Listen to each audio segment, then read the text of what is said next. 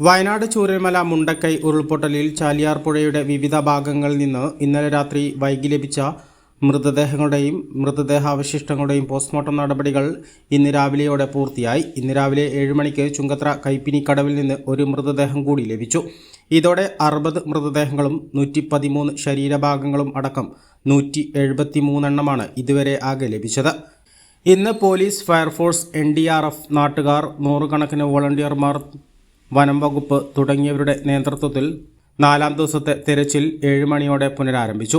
ഇന്ന് വ്യാപകമായ തിരച്ചിലാണ് നടക്കുന്നത്. പുഴയുടെ കൈവഴികൾ അടക്കം വനത്തിന് ഉള്ളിലേക്ക് കയറിയാണ് തിരച്ചിൽ നടക്കുന്നത്.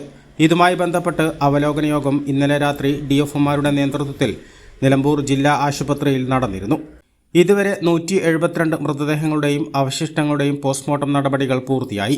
ഇതിൽ 143 എണ്ണം വയനാട്ടിലേക്ക് കൊണ്ടുപോവുകയും 3 എണ്ണം ബന്ധുക്കൾ ഏറ്റെടുക്കുകയും ചെയ്തു.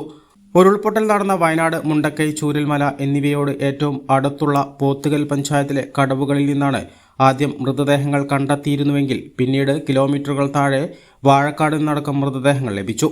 ചാലിയാറിൽ നിന്ന് ലഭിച്ച എല്ലാ മൃതദേഹങ്ങളുടെയും ഇൻക്വസ്റ്റ് പോസ്റ്റ്മോർട്ടം നടപടികൾ നിലമ്പൂർ ജില്ലാ ആശുപത്രിയിലാണ് നടക്കുന്നത്.